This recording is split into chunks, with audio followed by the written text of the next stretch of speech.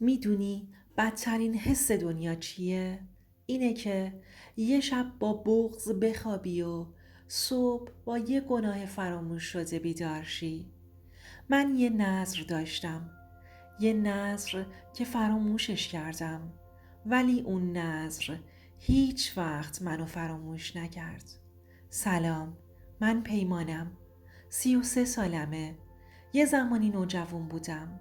خونمون ته یه کوچه بنبست بود، توی یکی از محله های قدیمی رشت. اون سال مامانم مریض شد. سرطان. همه چی یهو شروع شد. یه شب که مامانم از درد توی خودش مچاله شده بود، بابام گفت پاشو بریم بیمارستان. تا برسیم همه چی از چشمم افتاده بود. مامانم دیگه اون زن قوی سابق نبود. شده بود یه آدم خسته، ساکت.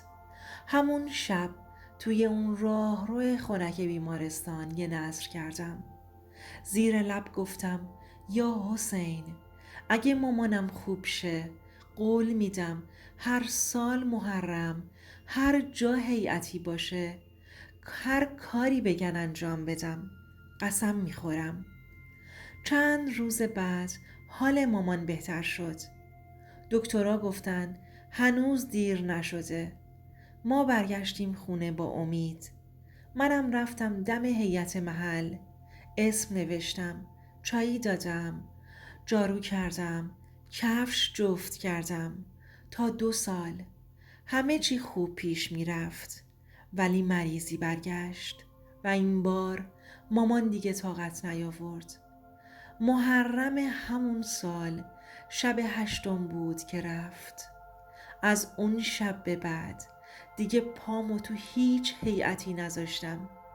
دیگه نذری هم ندادم، نه چایی، نه جارو، نه هیچی. میدونی چرا؟ چون فکر میکردم امام حسین نذرمو قبول نکرده. فکر میکردم همش یه بازی بوده. بعد از مامان همه چی ریخت به هم. بابام یه مدت مقاومت کرد، ولی کم کم خودش هم فرو ریخت.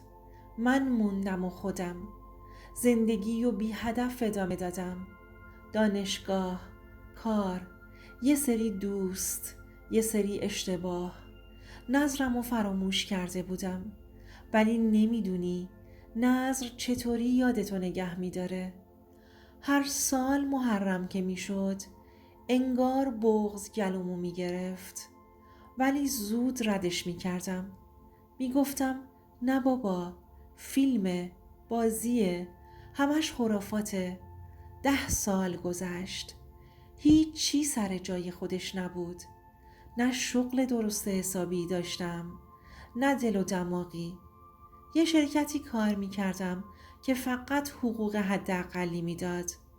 خونم هم توی یه زیرزمین کوچیک بود، یه جا که نور خورشید فقط 1 ساعت در روز مهمونش میشد.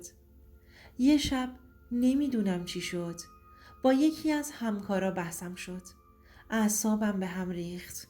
اومدم بیرون، پیاده راه افتادم. گوشیم شارژ نداشت. سردم بود. خسته بودم و مهمتر از همه دلم گرفته بود. راه افتادم تو کوچه های قدیمی شهر، بی هدف. یهو صدایی از یه کوچه پیچید. صدای نوحه. دلم لرزید. صدای آشنا بود. انگار صدای اون پیر مردی بود که بچگیام تو هیئت مامانم نوحه میخوند. پام بی اختیار رفت سمت صدا. رسیدم جلوی هیئت. دیدم هنوز چراغاش روشنه. همون جا ایستادم. از پشت جمعیت فقط نگاه میکردم. نوحه خون گفت تو نذر داری ولی برگشتی. حسین نذر تو رو یادش نرفته پسر. یخ زدم. دستم لرزید. انگار داشت با من حرف میزد. اشکم بی صدا ریخت. همون جا نشستم رو جدول، پشت به همه. زانو تو بغل گرفتم و اشک ریختم. یه جور گریه می کردم که انگار 10 سال بود تو گلوم حبس شده بود. نمیدونم چقدر گذشت. یه مرد جوون اومد طرفم. گفت داداش خوبی؟ یهو حالت بد شد. بیا ببرمت خونمون. یه لیوان آب بخور. گفتم نه مرسی. حالم خوبه. گفت تو همون پسر خانم رضوانی هستی؟ پیمانی؟ یخ کردم. گفتم تو از کجا منو میشناسی؟ لبخند زد و گفت 10 سال پیش تو این هیئت دمپایی جفت می کردی. اون موقع من بچه بودم. تو الگوی من بودی. همونجا وسط گریه هام اون پسر جوون که گفت اسمش مهیاره دستمو گرفت. گفت پاشو بریم یه لیوان چای بخوریم. چای نظری با بغض میچسبه رفیق.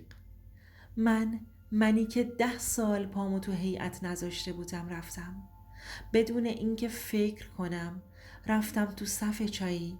کنار مهیار نشستم. یه لیوان چای دستم داد. گرم بود. درست مثل دل مامان. وقتی دستمو میگرفت و میگفت نذر کرده بودی یادت نره ها. مهیار هیچی نگفت. فقط کنارم نشست.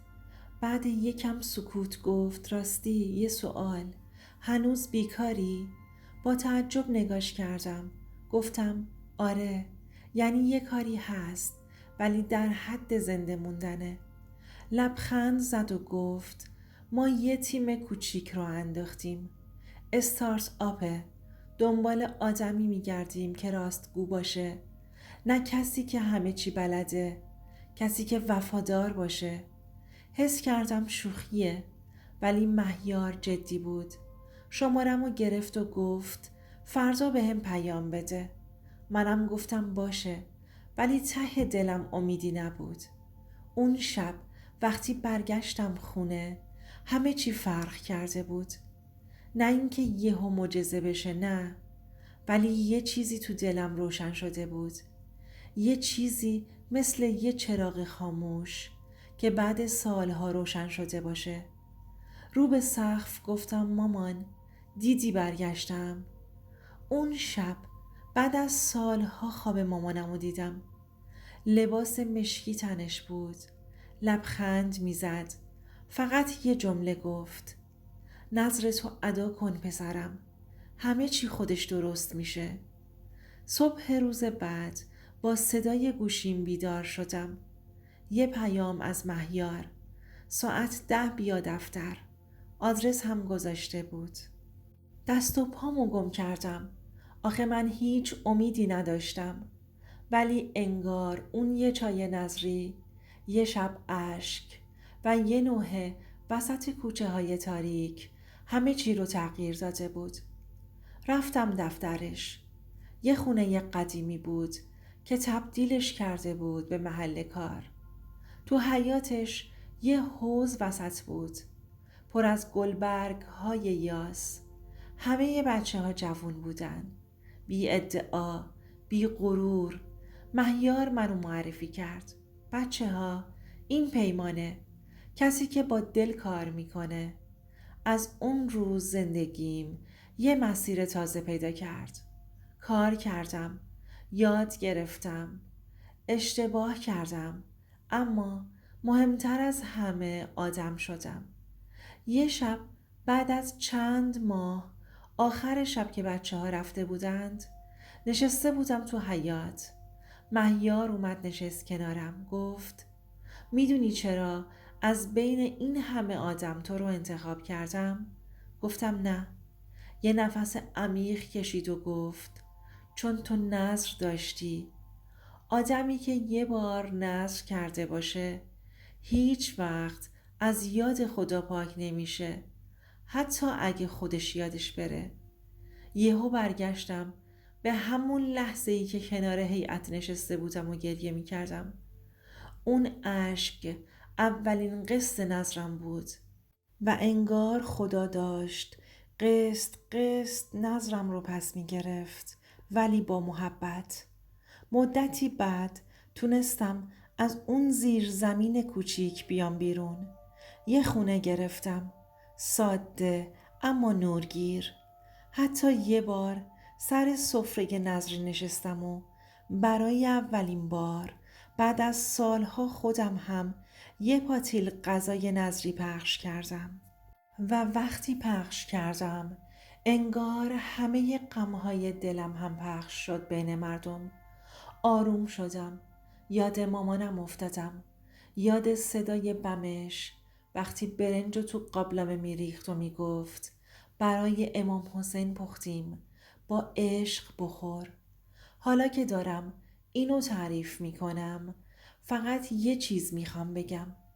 اگه یه زمانی نذر کردی یا قول دادی یا عهد بستی، حتی اگه فراموشت شده، اون بالا یادشونه.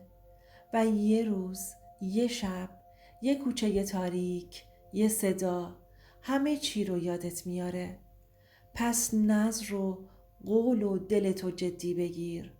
اگه حس میکنی این صدا شبیه صدای زندگی توه، اگه فکر میکنی این قصه میتونه یه دل دیگر رو هم آروم کنه، یه لایک و یه ساب کوچیک برای من و یه نیت کوچیک برای خودت که شاید یه شب وسط اشکهات یه نفر بیاد دستتو بگیره و بگه تو همون پسر خوبه هستی که نظرت یادت رفته بود.